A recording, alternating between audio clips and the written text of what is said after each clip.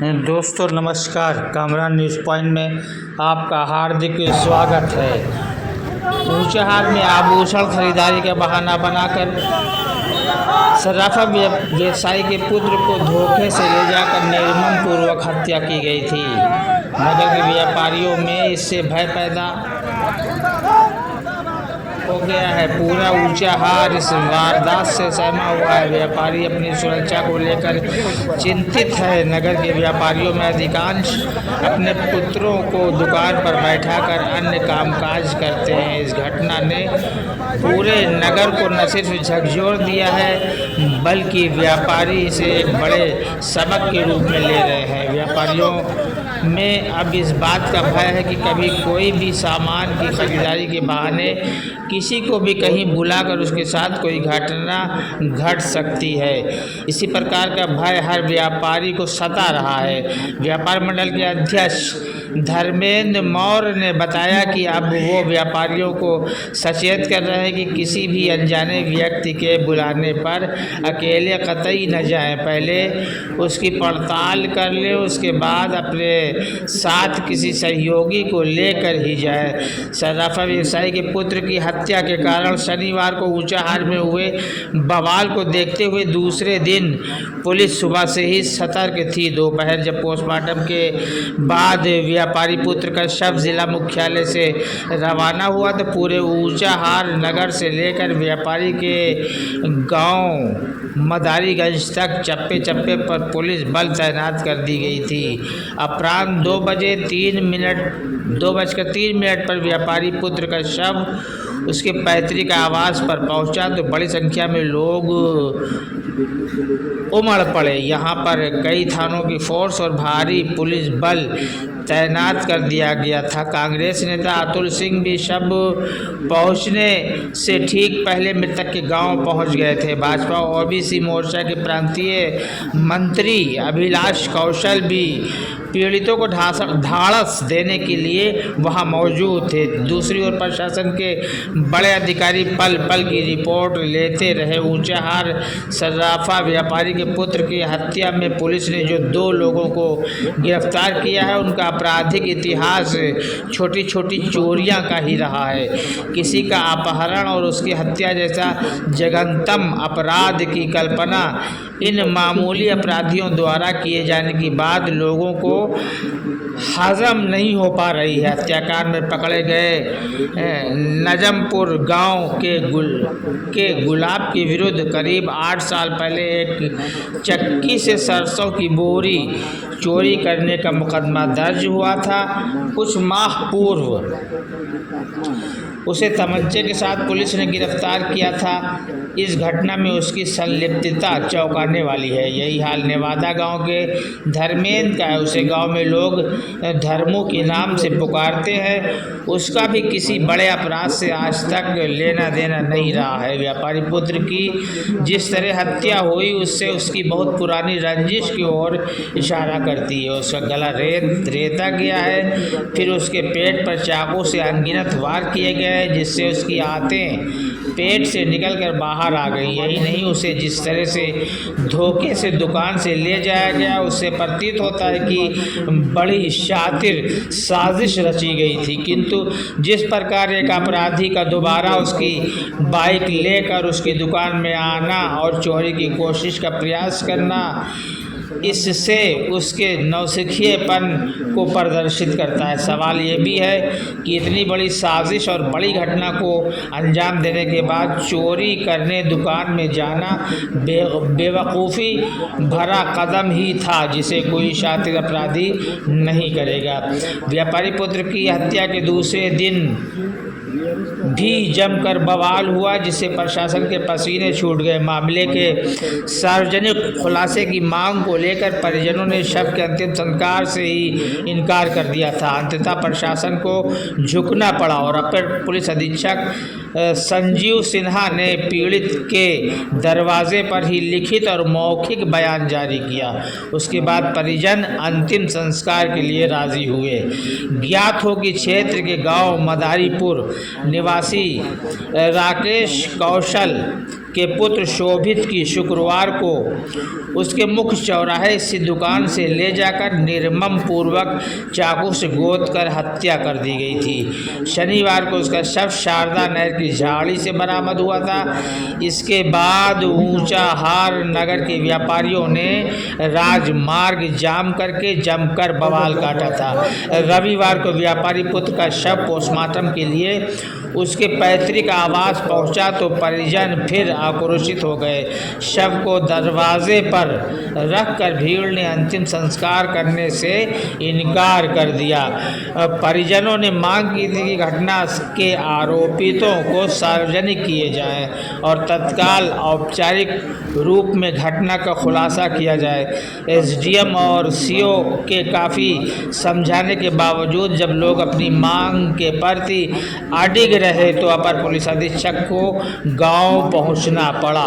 उन्होंने परिजनों को पहले लिखित रूप में दिया कि घटना में शामिल 2 लोगों कर्मशाह गुलाब निवासी गांव नजनपुर तथा धर्मेंद्र निवासी गांव नेवादा को गिरफ्तार कर लिया गया है।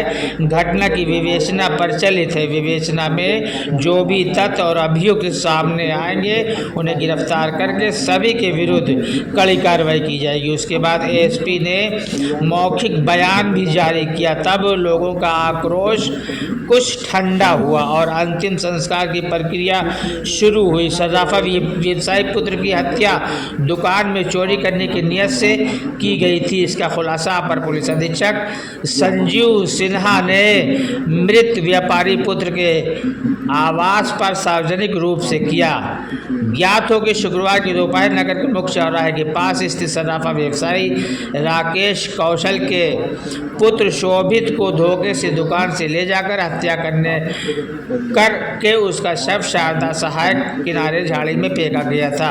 उसके बाद दुकान में चोरी करने पहुंचे एक व्यक्ति को रंगे हाथ पकड़ा गया है। सनसनीखेज हत्याकांड का अपर पुलिस अधीक्षक ने खुलासा किया। उन्होंने बताया कि नेवादा गांव निवासी धर्मेंद्र अपने साथी नजनपुर गांव निवासी गुलाब के साथ मिलकर इस वारदात की साजिश रची थी। जिसके बाद धर्मेंद्र सराफा की दुकान पर गया और आभूषण खरीदने की बातचीत की। 2-3 बार की वार्ता के बाद व्यापारी पुत्र ने उस पर भरोसा कर लिया और वो उसे अपने साथ लेकर व्यापारी पुत्र की बाइक से ही चला गया। उसे एकांत में ले जाकर दोनों ने मिलकर उसकी हत्या कर दी। घटना करते समय धर्मेंद्र की टी शर्ट पर खून लग गया था, जिसके बाद उसने अपना टी शर्ट बदला और नया टी शर्ट पहनकर वह वापस उसकी दुकान में पहुंचा और चोरी का प्रयास करते समय अचानक सराफा व्यवसायी राकेश कौशल के पहुंच जाने पर उसे पकड़ा गया। व्यवसायी पुत्र को ले जाते समय धर्मेंद्र दूसरी टी शर्ट पहनी थी और वापस दूसरी टी शर्ट पहनकर आया, इसलिए सीसीटीवी कैमरे में प्रतीत हो रहा था कि व्यापारी पुत्र को ले जाने वाला दूसरा व्यक्ति है और वापस आने वाला दूसरा व्यक्ति है, जबकि धर्मेंद्र उसे ले गया था और वही वापस आकर चोरी का प्रयास कर रहा था। घटना के समय उसका साथी गुलाब भी शामिल था। दोनों लोगों को गिरफ्तार कर लिया गया है। कामरान न्यूज़ पॉइंट से मैं वही अब्बास नकवी।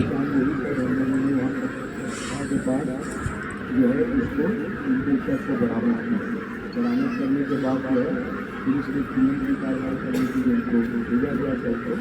और तत्पश्चात हम लोगों ने गंभीर धारा में प्रवेश का करण हत्या हेतु अपहरण की धारा में अभियुक्त पंजीकृत था और आप सभी अवगत है कि उनसे FIR कर जाती है तो इसी में धारा को परिमित किया जाता है। तब हम लोगों ने उनकी धारा हत्या की जो धारा है और साथ ही अपराधिक षड्यंत्र और तीसरी जो है साक्ष्य विलोपन क्योंकि हत्या करके छुपाना। मैं रायबरेली जनपद का अपर पुलिस अधीक्षक हूँ। तो जनपद पुलिस की तरफ से इस दुखद घटना के लिए हम सभी हार्दिक संवेदना प्रकट करते हैं और परिवार के समक्ष जो जिसकी घड़ी आई है, पुलिस अधिकारी होने के साथ साथ एक नागरिक होने का भी कर्तव्य हम लोग निभा रहे हैं कि हम परिवार के साथ पूरी तरह से हमारी संवेदना है।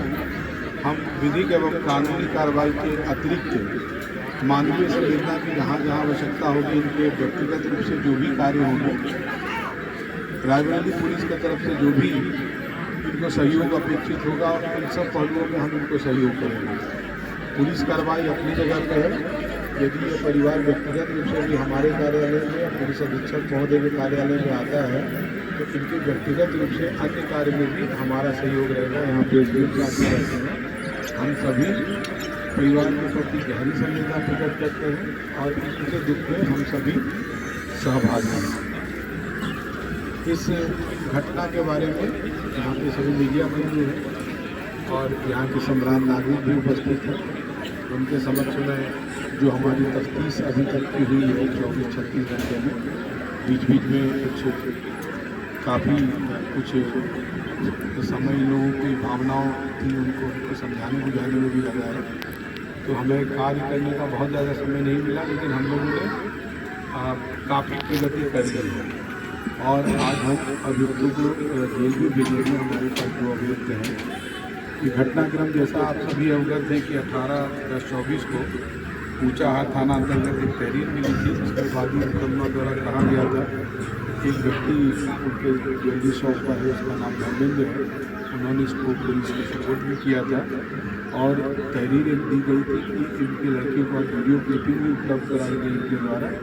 उसमें से दिखाया गया कि इनकी पुलिस से एक लड़के ने उनको पाउडर या ज्वेलरी का डिजाइन दिखाने के नाम पर उनको ले गया और ले जा कर के एक दूसरे सहयोगी इनकी व्यक्ति जो गुलाब नामक व्यक्ति था, वो सरफतापुर की तरफ उस तरफ था और वहाँ से ले जा कर के इनकी हत्या कर दी गई। उसके बाद हम लोगों ने इसकी धर्मेंद्र जो है था उससे कड़ी पूछताछ की। बड़ा शातिर किस्म का अपराधी है और इससे कड़ी पूछताछ की गई तो इसका कहना था कि गुलाब के साथ वो कहीं गया है। वो झूठ पुलिस को थोड़ी देर तक बरगलाया।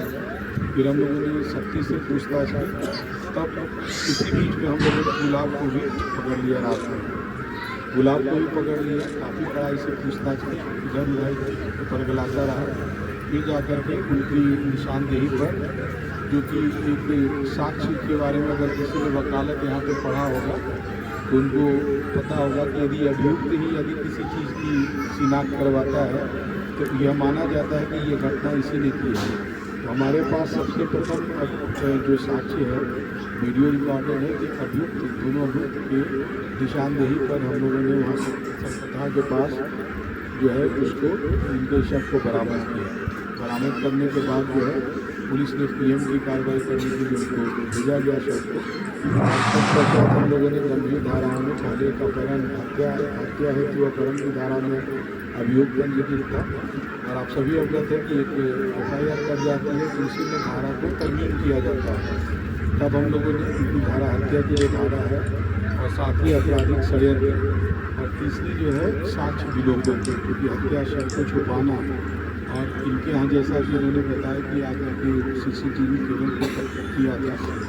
तो इस तरह से पूरा आपराधिक संबंध में सभी जितनी भी धारा है, गंभीर किस्म की धारा है, हमारे पास सबसे मजबूत साक्ष्य है। सभी साक्ष्य के आधार पर आज हम लोग उनका रिमांड लेने के 4 साढ़े 4 तक आज कुछ लोग जो जानते हैं, जो पुलिस की प्रणाली में पता है कि सभी रविवार के रिमांड में मजिस्ट्रेट बैठते हैं तो 4 से 5 के बीच में होते हैं। हम लोग 4 से 5 के बीच में अभियुक्त को जेल भेज देंगे।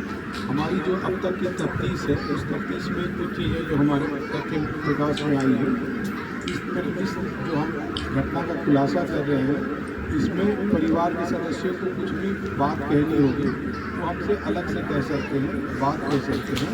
इन सभी तथ्यों को हम शामिल करेंगे। उनका इसका मतलब यह नहीं है कि हम जो बात कर रहे हैं तो बीच में कुछ बातें हैं। हम जो भी कह रहे हैं हमारे पास साक्ष्य है, व्यक्तिगत रूप से ना मेरा इसमें कुछ ये है और ना ही है। तो इसमें हम लोगों ने बहुत ही मेहनत करके साइंटिफिक एविडेंस होते हैं, सर्विलांस वगैरह आप लोग सभी जानते हैं, हमारे जो CCTV फुटेज है सभी, और इनसे कड़ाई से पूछताछ की गई। अभियुक्त इतना चालाक किस्म का था कि बहुत ज़्यादा डाइवर्ट भी करता था। अभियुक्त को ऐसा लगता है कि किसी का अन्य का नाम ले लेंगे और पुलिस उसको, कोई व्यक्ति है ही नहीं, वो पुलिस उसको ढूंढती रहेगी और अदालत में हम ये बात कह देंगे कि साहब हत्या तो किसी और ने नहीं की थी और पुलिस उसको ढूंढ नहीं पाई, हम तो सिर्फ उनके साथ गए थे।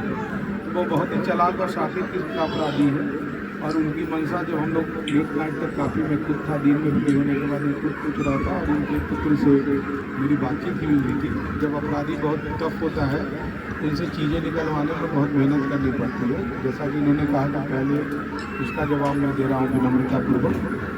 तो घटनाक्रम इस प्रकार था कि ये जो अपराधी है इसने जैसा बताया कि कुछ पैसे भी उधार लिए थे दुकान से, और इनका जो दूसरा मुलजिम है गुलाब, इनका ये उद्देश्य था कि हमें पैसा ना देना पड़े।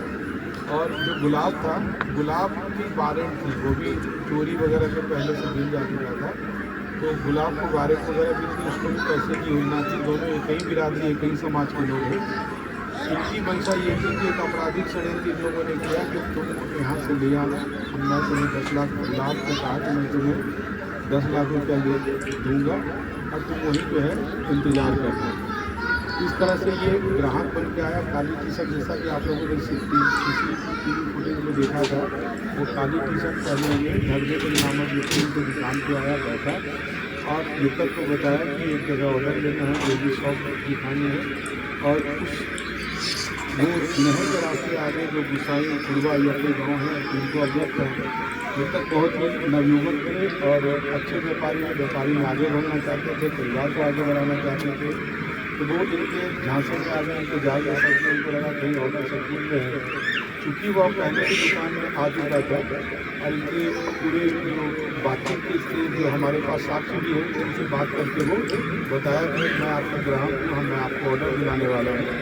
पूरी तरह से विश्वास नहीं लिया, क्योंकि वो दुकान में 2 बार पहले आ चुका था और मृतक से उनकी 2 बार बात हो गई थी।